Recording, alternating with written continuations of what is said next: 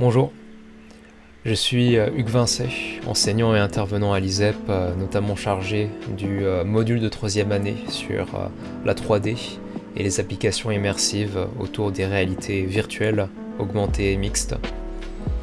C'est un module où je permets aux élèves de découvrir le développement d'applications 3D interactives, donc des applications qui peuvent aller dans le registre des jeux vidéo, des applications de formation et serious game, ou même des applications type industriel utilisées aujourd'hui.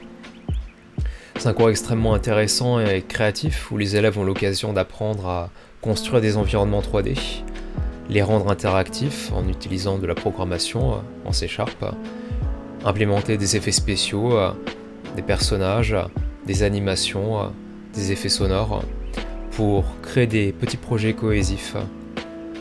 Alors là, ce que je vous propose de découvrir, c'est une compilation des projets individuels que mes élèves ont réalisés pendant le cours du semestre 2020. Je vais leur laisser une petite liberté créative à chacun, tant qu'il restait dans le registre de features à implémenter. Et je vous propose de découvrir ça tout de suite.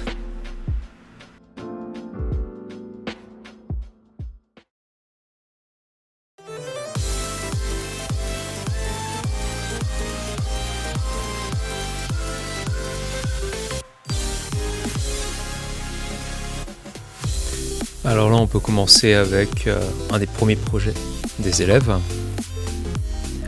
On peut voir ici des débuts de projets assez simples, avec du mouvement basique d'agents dans des environnements qui peuvent être type labyrinthe ou type platformer, comme des types de jeux 3D simples. Alors d'autres élèves sont très vite partis dans une direction différente. Ici on a un élève qui est parti sur un simulateur de vol.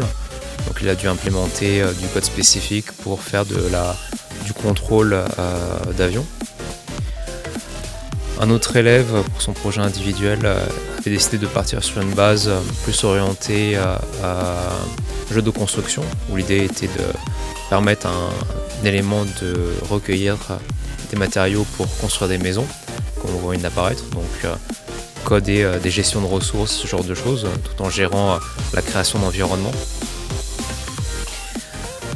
Il faut savoir que la plupart des élèves ont commencé par un petit projet où, sans avoir à créer des interactions, ils devaient créer un environnement 3D, donc soit naturel, soit type ville. Et beaucoup ont réutilisé ces environnements pour ensuite y poser des personnages interactifs. Donc ici on a un autre exemple, donc un élève qui avait mis en place un système point and click au curseur. Ça c'est un projet intéressant aussi, c'est une élève qui avait décidé de faire une simulation de drone avec du code pour la détection de personnages, qu'on peut voir ici. Alors ça c'était un très bon projet de la part d'une étudiante. Elle a modélisé un bout de rue entier en implémentant des modèles de voitures et en créant elle-même les modèles d'immeubles avec un logiciel 3D. Et ensuite à l'intérieur elle a implémenté un personnage avec la capacité d'aller discuter avec des personnages au milieu de la scène. Donc c'est un projet très complet et une élève qui a très bien réussi sa série de projets.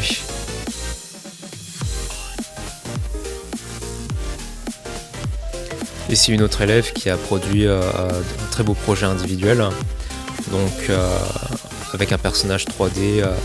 Elle a fait un travail particulièrement approfondi sur les animations et les effets spéciaux insérés dans son projet. Donc là par exemple on peut voir ce qu'on appelle une state machine, qui est un élément de l'interface pour programmer des animations. Ici un autre excellent projet où un élève a programmé une sorte de tower defense. Il a créé des personnages, des agents avec le système d'animation qu'on peut voir ici, sur lequel il travaille, avec des keyframes, quelques effets spéciaux avec des systèmes de particules. Et ensuite, il a intégré ça avec un système qui générait des formes labyrinthiques via du code, avec toute une gestion point and click, avec de l'automatisme et des règles de jeu. C'était très impressionnant de sa part. Un autre élève ici de son côté a construit un environnement de course à l'aide de plugins et il a pu implémenter le code de conduite de voiture. Il a également implémenté un système de pluie et de beau temps dans son projet.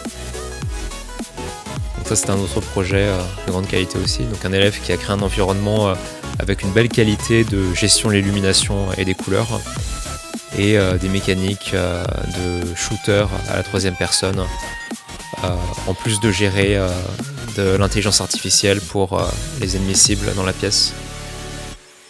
Donc en gros on peut voir toute la variété de projets que les élèves ont été capables de créer